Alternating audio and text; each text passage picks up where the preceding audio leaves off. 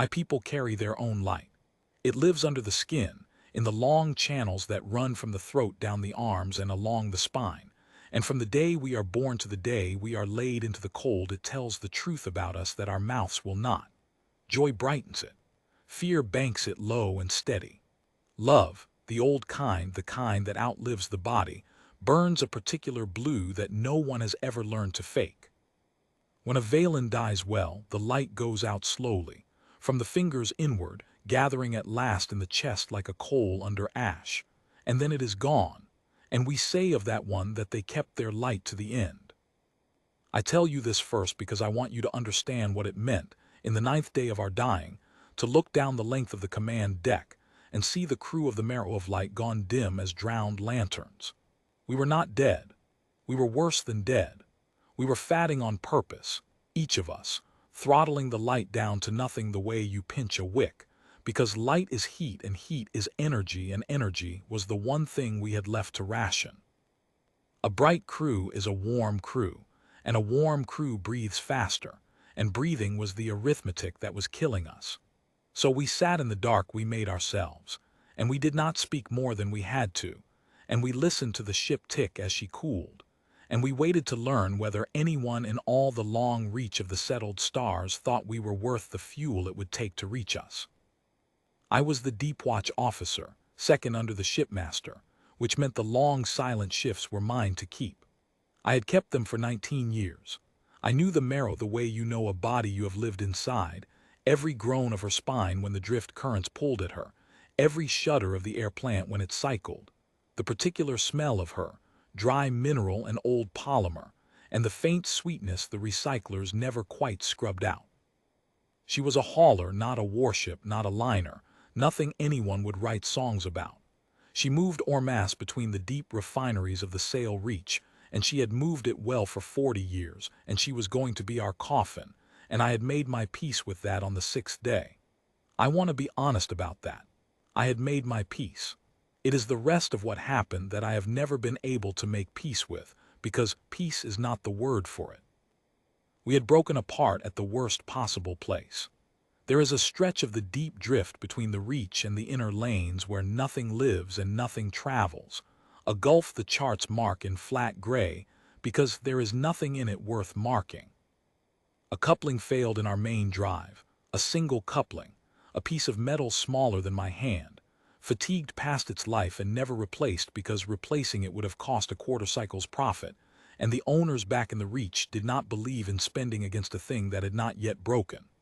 When it let go, it took the drive with it, and the drive took the power spine, and the power spine took everything that made the Marrow more than a sealed can full of air and frightened people. We did not explode. I have heard humans speak since of ships dying in fire, and I think a part of me envies that, the clean, fast end of it. We simply stopped. We stopped in the middle of the gray, drifting at whatever speed we had carried into the dark, and the speed was not enough to take us anywhere in less than a lifetime, and the dark was very large, and we were very small. The shipmaster was an old female named Vethune, gone silver in the light channels the way the very old go, so that even at her brightest she glowed like moonlight on water rather than the hot gold of the young. She had commanded the Marrow for 22 years. When the spine died, she did not weep and she did not rage. She walked the whole length of the ship in the emergency dimness, deck by deck, and she put her hand on each crew member's shoulder, and she said the same thing to each of them, which was, "We are not finished yet." Then she came back to the command deck and she sat down in her chair and she looked at me, and her light was very low and very steady, and she said, quietly so the others would not hear, saving, "Compose the call. Make it true.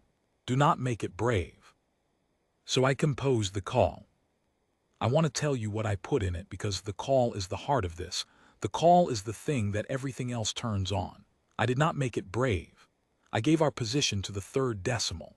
I gave our drift vector.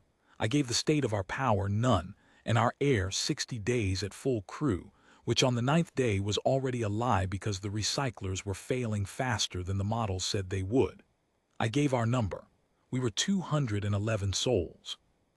I named the ship and her owners and her flag and her last port. And then, because the shipmaster had said make it true, I said the true thing, which was that we could not save ourselves, that no degree of cleverness or courage aboard the Marrow of Light would move us one length closer to anywhere, and that without a ship that could reach us and take us off, every one of the 211 would die in the gray. I did not ask anyone to be brave for us. I asked them to come. Then I sent it, not once. I sent it on the wide band, the band that everything listens to, and I set it to repeat, and I let it run. I knew where the great powers were. That is the bitterness I have to give you next, because you should not think we were calling into an empty sky. We were not. The sail reach is poor and far out, but the inner lanes were thick with strength. The Concord of the Seven Suns kept a relief squadron 2 days hard burn from our position, 2 days. No more fast ships built precisely for this, with the range and the lift to take 200 souls off a dead hull and never strain. The Alun trade houses ran a hospital ship through a lane that passed within a day and a half of us on its regular circuit. The Caravel, who are a hard people but not a cruel one, had a frigate squadron drilling on maneuvers close enough that their drive flares would have been visible from our hull if our scopes had still worked. There were perhaps a dozen vessels, belonging to 4 powers, any one of which could have reached us, and saved us all and gone on its way, barely the worse for the detour. They heard us. I know they heard us because they answered. The Concord answered first. A relay operator, very correct, very calm, acknowledged receipt of our distress and our position, and asked us to stand by for a determination. We stood by. The determination came 11 hours later, and it was a refusal, and the refusal was not cruel and it was not careless, and that is the part I have never been able to forgive. It was reasoned. The operator read it to me in the flat voice of a person reading a thing decided far above them. The relief squadron was committed to a tasking of higher priority. Our position lay outside the Concord's lane obligations. The cost of the detour, measured against the squadron's standing duties, against the probability of successful recovery given our power state, against the diplomatic weight of the reach, which is to say no weight, did not justify diversion. They regretted it. They genuinely regretted it. They commended us to the mercy of the deep, and to whatever vessel of opportunity might be nearer, and they closed the channel. The Alun hospital ship did not answer for 2 days, and when it did, it answered to say that it had completed its review, and that its medical priority protocols did not permit it to expend its margin of consumables on a recovery whose survival odds its surgeons rated below their intervention threshold. It said this gently. It said this in the voice of healers, which made it worse. It wished us a good passage. The Caravel never answered at all. I think now that this was a kind of honesty. They did the arithmetic and they did not pretend the arithmetic was anything else, and they did not insult us by reading us the sum. So we sat in the dark and we banked our light and we waited to die, and we understood. Vethune understood it before any of us, I think, but by the 7th day we all understood it, that we had been weighed. We had been put on the scale that the strong keep for the weak, the scale where a life is set against a cost, and we had been found to weigh too little. 211 souls of the sail reach against fuel and time and margin, and we did not tip the beam. I have thought a great deal in the years since about that scale. It is not a wicked thing. The strong cannot save everyone, and a scale is how they choose, and I do not say they should have no scale. I say only that there is a particular cold that enters the body when you learn the number you weigh, and that the cold never entirely leaves, and that I carried it down with me into the dark of the 9th day. Certain by then that the scale was the last judgment we would ever receive. That is when the human ship turned. I did not know it was a human ship. I did not, at that point, know there was such a thing as a human at all.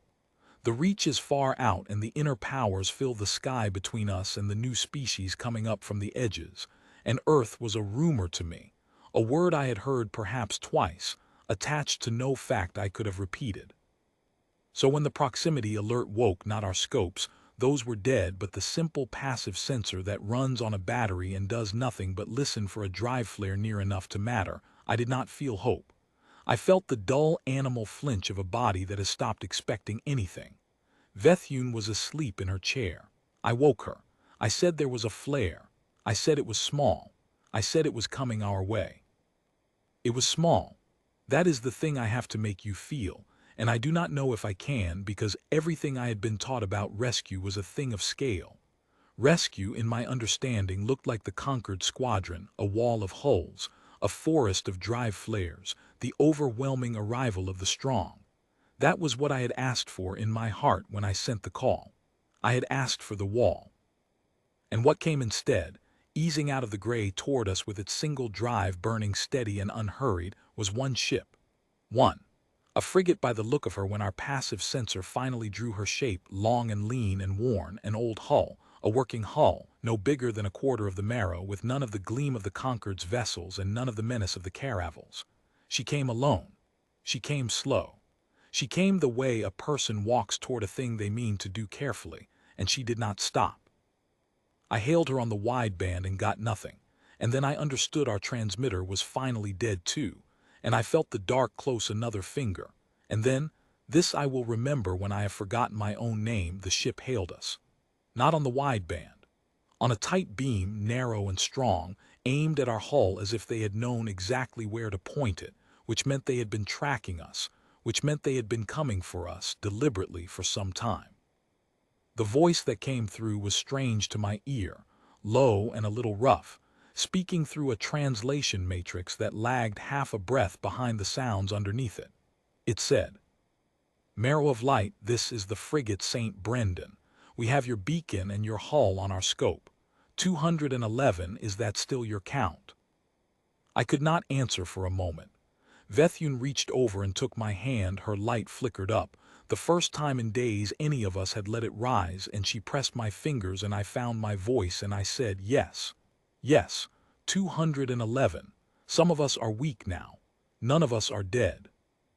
There was a pause, the half-breath lag, and then the voice said, almost as if to itself, "Then we made it in time." And then brisker, the voice of someone with work to do, "Stand by, Marrow.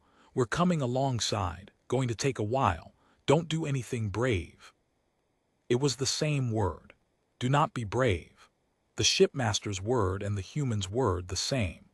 I did not know then what I know now, that it is a thing the good ones say, the ones who have done this work long enough to learn that bravery is what kills people in a rescue, that what saves people is patience and method, and the refusal to do anything sudden. But in that moment, hearing my own commander's instruction come back to me out of the mouth of a stranger from a world I had never heard named, I felt something break open in my chest that I had spent 9 days holding shut, and my light came up all at once, gold and uncontrolled, before I could stop it, and I was glad the human could not see it, and ashamed that I could not control it, and grateful past speech that there was anything left in me to feel. She came alongside over the next 4 hours. I learned later why it took so long, and the why is the whole of it, so let me tell you. The St. Brendan was not built for a recovery of this size. She was a long-range rescue frigate, yes, a real one with a real crew and real equipment, but she was built to pull a dozen souls off a wreck, not 200. She did not have the lift to take us all aboard at once. She did not have the air to breathe 200 extra mouths for the run back to the lanes. By every measure that the Concord and the Alun and the Caravel had used to weigh us and find us wanting, the St. Brendan was less able to save us than any of them, and she had farther to come, and she came anyway. And the reason she came anyway is the thing the great power's arithmetic could not hold. Her captain was a human female named Mara Sefton. I did not see her face for many hours. The translation gives me her name and her rank, and the rest I learned over the days that followed, but I heard her voice on the tight beam the whole way in, steady and dry and absolutely without drama, and it was the most beautiful sound I have ever heard, and it was beautiful precisely because there was nothing beautiful in it. There was no speech. There was no promise. There was a captain talking her ship up against a dead hull in the deep drift, calling ranges and rates, telling her people where to be and what to do, and folding us into the work as if we were already part of the crew. "Marrow, your forward hardpoints, can your people reach them on suit power? Marrow, we're going to put a line across, tell your people to clear the dorsal frames. "Marrow, we have your atmosphere readings. You're tighter on air than you told us. Why is that?" And I told her the truth because the shipmaster's law was on me. I told her the recyclers were failing faster than I had said because I had not wanted to sound like I was begging. And there was the half-breath pause, and then Captain Sefton said, flat as a deck plate, "Don't ration on my account. Bring your lights up. Breathe. We've got you." We had not let our lights up in 9 days. She gave us the order like she was telling us to stop holding a foolish posture, and the whole command deck heard it through the open channel, and one by one, around me in the dark, my crew let their light come back. I watched Vethune's silver glow rise like a tide. I watched the young ones nearest me flush gold and blue.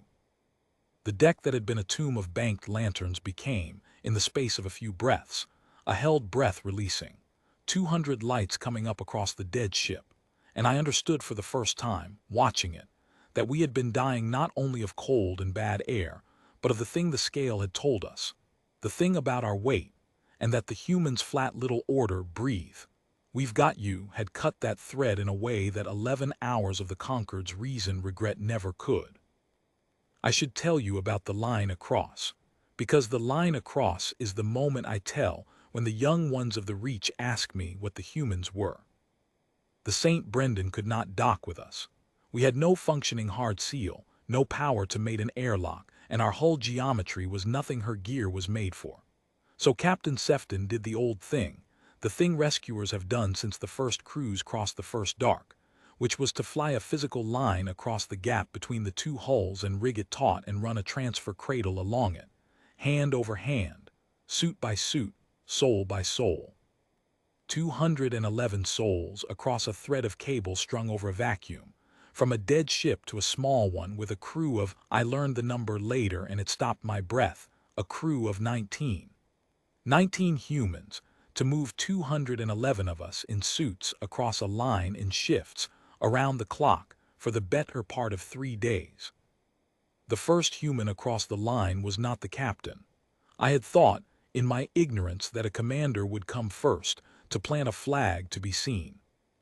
The first human across was a small, wiry person whose suit read out as Medical Officer Pravin Joshi, and he came across the line with a kit strapped to his back nearly as large as he was, and the moment his boots touched our forward frame and we had him through the emergency hatch into what little pressure we had left, he did not look around. He did not speak a word of greeting. He went straight to the nearest of us. A crewman named Dell, who had collapsed on the 8th day and whose light had gone down almost to nothing. And he knelt by Dell in the dark, and he put his hands on him, and he began to work. And the second human across was a rating named Tamaz Bell, very young, younger than the youngest of my own crew, and he came through the hatch hauling crates of consumables, air cartridges, water, the dense, dull human ration bars I would come to know well, and he started handing them out, pressing them into hands, saying through his suit speaker in the lagging translation, "Eat, drink, there's more. There's plenty more." And the way he said plenty, a child of a strange species saying plenty to a ship full of people who had been counting breaths, undid something in me that I do not have a veil and word for, and have not found a human one either. I have thought since about the Concord's word. Margin. Their relief squadron could not spare the margin. The Alun could not expend their margin. The whole logic of the scale is a logic of margin. The strong have only so much to give and must hoard it against their own needs. And here was a child of Earth, on a ship of 19 that should never have come at all, pressing ration bars into our hands and saying there's plenty more, and I do not believe there was plenty more. I believe the St. Brendan stripped herself to her own bones to feed us. I believe that every bar that boy handed across was a bar a human would not eat on the long way home. The great powers had margin and did not spend it. The small ship had no margin and spent everything. That is the whole difference, and I did not understand it until a human child taught it to me in the dark with a fistful of his own ship's food. The work went on. I will not pretend it was without cost, because it was not, and Captain Sefton would not want me to pretend, I think. She was not a woman for pretty stories. We lost four of the 211. 3 were already too far gone when the Brendan arrived, Dell among them, despite everything Joshi did. And I held Dell's hand while his light went out from the fingers inward and gathered in his chest and was gone. And the human surgeon knelt beside me the whole time and did not leave even when there was nothing left to do.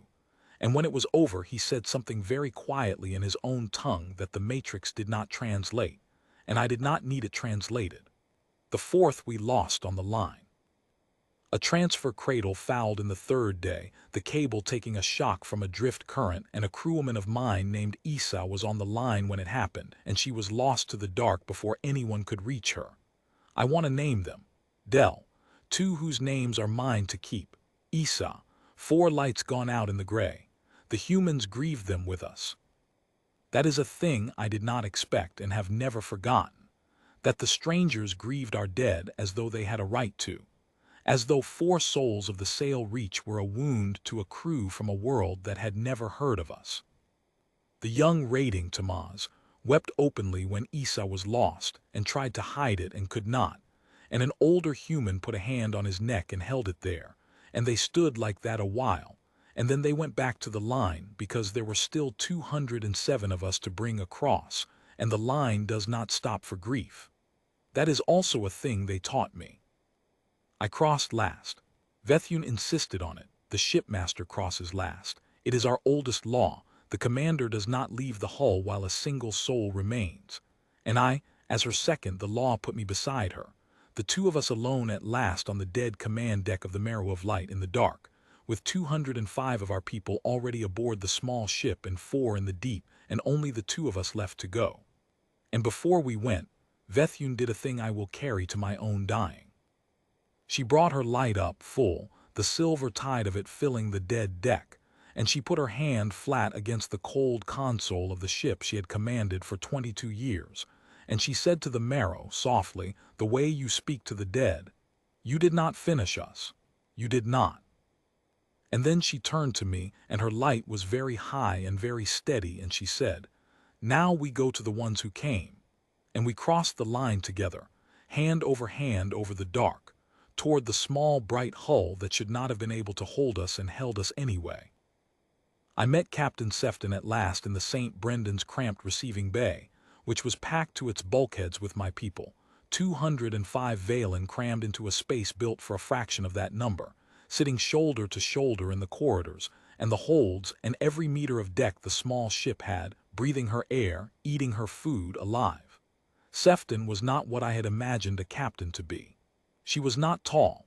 She was not gleaming. She was a weathered woman in a worn suit with gray threading through her dark hair and lines around her eyes that I had learned by then to read in humans as the marks of a person who has not slept. And she had not slept. None of them had. 19 humans had run themselves to the edge of collapse for 3 days to bring 211 strangers out of the dark. She looked at me and Vethune across that crowded bay, and she did the human thing with her face, the small tightening at the corners of the mouth that I would later learn to call a smile, and she said, through the matrix, "That's all of you then." And Vethune, my shipmaster, my silver commander who had not bowed her head to the conquered or the Alun or the cold scale of the strong, bowed it now. She lowered herself before the small, worn captain of the small, worn ship in the way of our deepest respect, and she said, "You came. The conquered would not come. The Alun would not come. The caravel did not answer. You are smaller than any of them, and you came. Why did you come?" I have turned that question over for years, and the captain's answer with it, because the answer was not an answer of the kind we ask for, the kind with reasons in it. Captain Sefton looked at the bay full of strangers she had bankrupted her ship to save, and she was quiet for a moment, the half-breath of the matrix, and then the longer breath of a person choosing words, and then she said, "You called, we were the nearest who could come, so we came." A pause. "That's the whole of it, there isn't more." There isn't more. I have heard the great powers give long reasons for the things they will not do, careful reasonings of margin and priority and probability, whole architectures of why, and I have heard a human captain give 4 short words for the largest thing anyone ever did for me, and the 4 words have outweighed all the architectures every day of my life since. You called. We were the nearest who could come, so we came. There isn't more. The run back to the lanes took 9 days, and they were 9 days of hardship on that overfilled ship, hunger and thin air and people sick in the corridors and the constant labor of keeping 224 souls alive on a hull's worth of supplies meant for a tenth that, and I will not romanticize it. It was hard. The humans were exhausted past speaking by the end of it, and so were we. But I have never in my life been so glad to suffer. Every cramped hour of it was an hour the scale had said we would not have. And in the middle of it, on the 5th day of the run, the strangest thing, a wideband signal from the Concord, courteous as ever, having now learned that the Mare of Light's crew had been recovered against all their projections, offering, generously, to dispatch their relief squadron to take the survivors off the overburdened human frigate and convey us in proper comfort to a conquered port. The squadron that had weighed us and would not come, now that the coming was done and the risk was past and there was credit to be had in the courtesy of it, offered to come. And I was on the command deck of the St. Brendan when the offer came through, and I watched Captain Sefton listen to it, and I watched her face do nothing at all, and she keyed her transmitter and she said, "Conquered, St. Brendan. We have the situation in hand. Thank you for the offer." And she closed the channel. And then she said to no one to her tired deck, dry as the gray itself, "Now they want to carry them." She did not say it with bitterness. That is what I want you to understand about the humans, the thing under all the rest of it. She did not hate the conquered. She did not gloat over them. She had no time for either. She had a ship to fly and 200 strangers to keep alive and 4 she could not save to grieve. She simply did the work and let the powers be what they were, and carried us home herself, because she had started it, and the law of her own people, whatever law that was, said you finish what you start. They handed us off at the inner lanes to the Reach's own ships, who could meet us there in safety now that the crossing was done, and the humans transferred us across with the same patient method they had used to take us off the Marrow, soul by soul, careful, unhurried, and then they refueled and reprovisioned at a lane station, and they made ready to go on their way, because they had a long way to go and a depleted ship, and they had already done the thing they came to do. I went to say a thing to Captain Sefton before they left, and I found I had no thing adequate to say. The Valen have ceremonies for debt, elaborate ones, ways of binding ourselves to those who have given us our lives, and I began to offer her one of them, and she stopped me. She put up a hand, the human gesture, and she said, "You don't owe us anything. That's not what this was." And I said I could not help it, the cold of the scale still in me. I said, "But you spent everything. You nearly lost your own ship. You have 4 of your own days' grief to carry now that you would not have carried if you had let us go like the others did." And she looked at me a long moment, this small, tired woman, and she said the thing I have built the rest of my life on. She said, "We don't keep that scale." That was all. "We don't keep that scale." As if she had reached into my chest and named the cold thing there, the scale the strong keep for the weak, the beam that had weighed 211 souls and found them too light, and she had said simply that her people did not keep it. That on Earth, or on the ships that came up from Earth, there was no scale where a life was set against a cost and found wanting. There was only the call and the nearness and the coming. You called. We were the nearest who could come. So we came, there isn't more, and we don't keep that scale. I do not say the humans are perfect. I have met many of them since, in the years that the Reach and Earth have grown close, and they are quarrelsome and slow, and they argue about everything, and they are not always kind to one another. And Captain Sefton herself would be the first to laugh at any Valen who tried to make her into a saint. But I have watched them now for a long time, and I have watched what they do when a call comes in across the dark, and I have never once seen them weigh the caller first. They argue about everything except that. About that, they do not argue at all. The nearest who can come, comes. It is the one piece of arithmetic they refuse to do. The St. Brendan left us at the inner lanes and went on her way, and I stood at the viewport of the Reach ship and watched her drive flare dwindle into the gray she had crossed to reach us. One small worn hull going home short on fuel and air and crew, having gained nothing by us but 4 graves and a debt we were not permitted to pay. And I brought my light up as high as it would go, gold and blue and the old deep color we burn for the love that outlives the body. So that if anyone aboard that ship looked back, they would see, across the dark, the 207 lights they had carried out of it, burning. I do not know if anyone looked back. It does not matter whether anyone looked back. Bethune died 4 years later in her own bed in the Reach with her crew around her, and she kept her light to the end, the way the well-dying do, and the last thing she said when the silver had gone down almost to nothing and gathered in her chest was a name, and the name was not Valen. The name was Brendan. I do not think she knew at the end that it was the name of a ship and not a god. I am not sure anymore that there is a difference. I have told this story now more times than I can count, to the young ones of the Reach, to the children who have never known the cold of the scale, because the humans came and the world changed, and the strong learned, slowly, watching the small worn frigates of Earth refuse to weigh anyone, that there is another way to choose. I tell them about the line across the dark. I tell them about the boy with the ration bars saying there's plenty more. I tell them about a captain who gave 4 words where the powers gave reasons. And when they ask me, as they always ask me, what the humans were, I tell them the truest thing I know, which is the thing I learned in the dark of the 9th day when one small ship turned toward us out of all the silence and did not stop. They were the ones who came.